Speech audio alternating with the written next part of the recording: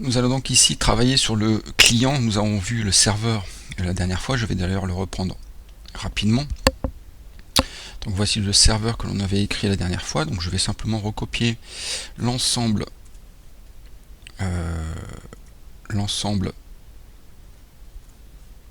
et dans un nouveau document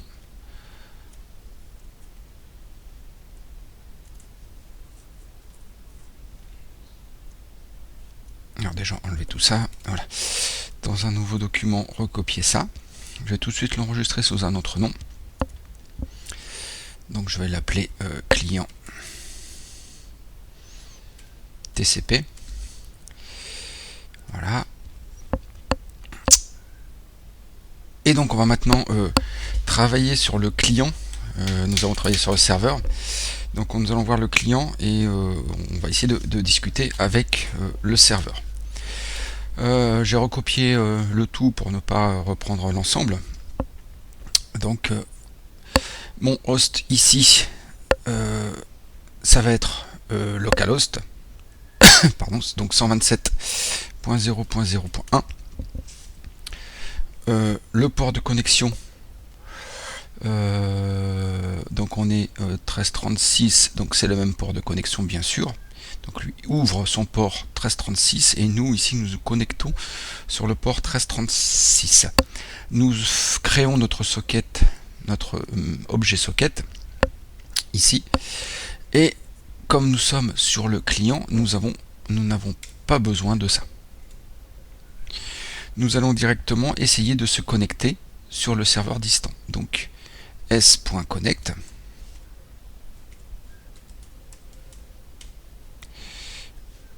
Voilà. Nous allons essayer de nous connecter sur host et port que nous avons défini un peu plus haut ici. Donc nous créons notre objet socket et nous tentons de nous connecter.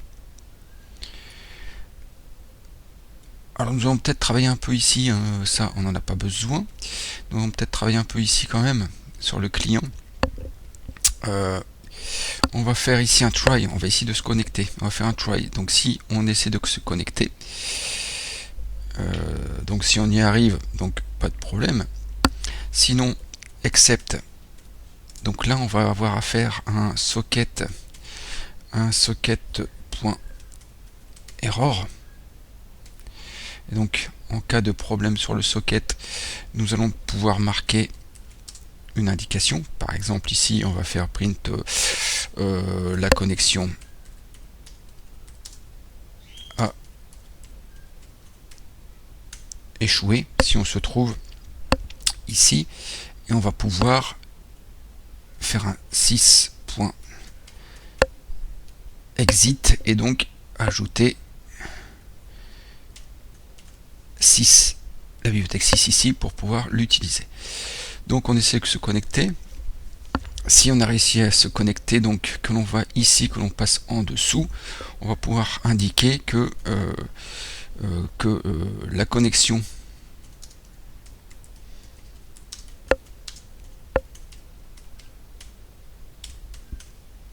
est établie.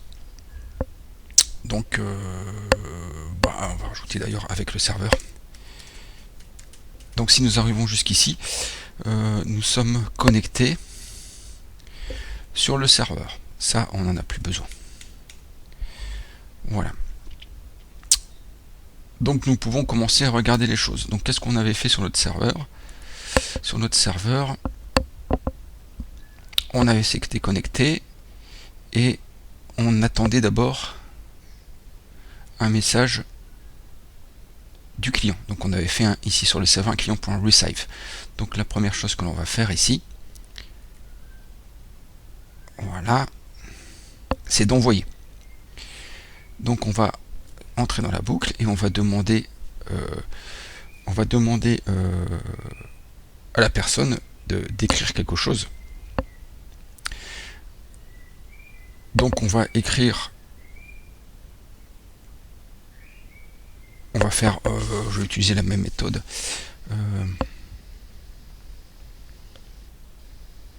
Alors ici j'avais utilisé message, je regarde un peu comment j'ai fait ici, donc ça on verra si on réutilise après. Donc c'est lui d'abord qui envoie quelque chose, donc on va faire un s.send, on va avoir un s.send, voilà, et on va envoyer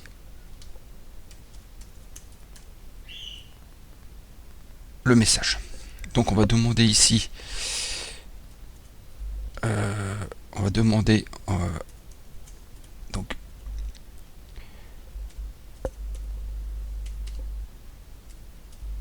raw input, voilà, et dedans on va demander donc on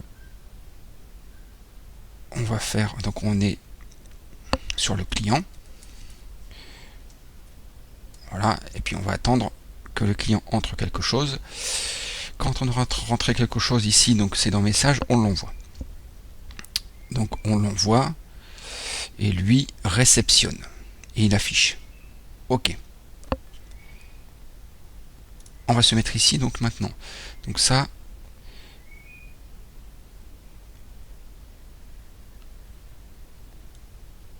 hop, voilà. Quand on a envoyé quelque chose, on attend une réponse distante. Donc je récupère le message du serveur, c'est ce qu'il devait ensuite faire. Voilà, ici.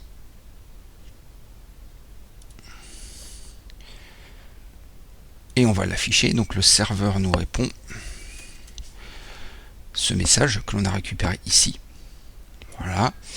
Si on va regarder tout ça, si c'est fin ou si c'est ça, on arrête.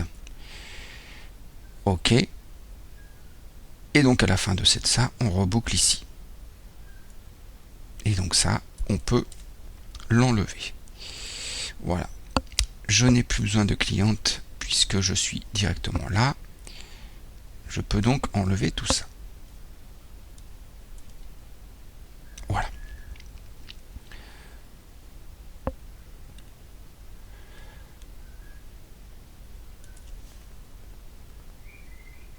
Je devais d'ailleurs le mettre là-dedans. Ça, l'enlever ici. Donc si on demande fin, je vais fermer le client et je fais ça. Je revérifie. Donc je crée mon objet socket, j'essaie de me connecter. Si j'y arrive, je passe ici, je marque la connexion est connectée. Si je n'y arrive pas, je vais avoir ça et je sors. Donc c'est bon. Ici, alors pour être propre ici, je vais faire aussi un s.close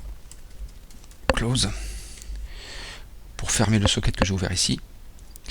Sinon, je vais dans le message, je récupère, non, je demande à l'utilisateur d'entrer quelque chose, je l'envoie ici, donc ça part sur mon serveur, puis j'attends le retour du serveur,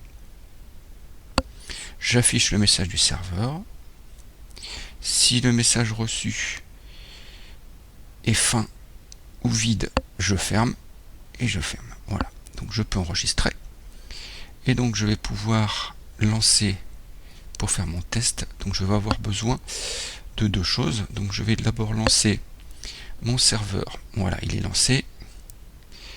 Et je vais me mettre ici. Alors je vais peut-être essayer d'afficher un peu plus gros.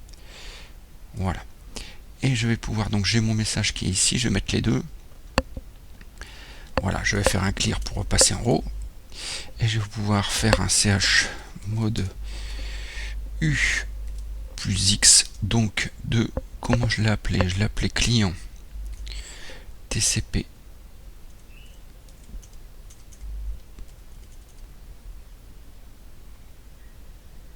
Ah, j'ai pas fait le point pi, donc je vais toujours tout de suite le modifier. Je vais faire un move client TCP en client TCP.pi. Voilà. Voilà, je vais pouvoir faire mon chmod U plus X de client TCP.pi.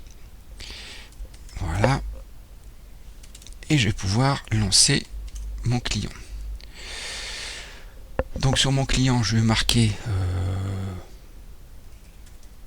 premier envoi. Je reçois bien ici. Donc ici, je vais marquer deuxième envoi. Je reçois bien ici, donc tout fonctionne bien. Si je fais fin, on ferme. Donc tout fonctionne normalement. Je reprends donc mon client. Donc voici mon client. Je répète vite fait comment fonctionne ce client. J'importe socket et 6 parce que si j'en ai besoin pour sortir s'il y a un problème. Je lui donne l'adresse IP du serveur. Donc là je suis en localhost, bien sûr. Si vous êtes sur deux machines différentes ou sur des machines virtuelles avec des adresses IP différentes, il faudra marquer l'adresse IP du serveur. Le port de connexion que le serveur a ouvert. Donc si on regarde mon serveur, j'ai ouvert 1336, donc je me connecte sur 1336. J'ouvre mon socket, je crée mon objet socket, pardon. TCP, socket réseau IPv4. J'essaie de me connecter, donc là-dessus. Donc sur le 127.0.0.1 avec sur le port 1336. Si j'y arrive, je passe directement ici. Si j'y arrive pas, je dis ma connexion est échouée et je ferme. Je ferme mon socket et je quitte. Si j'y arrive, j'arrive dans mon while 1. Je demande à mon client d'entrer un message, puisque ici, la première chose que je fais, c'est de demander d'attendre un message du client sur mon serveur.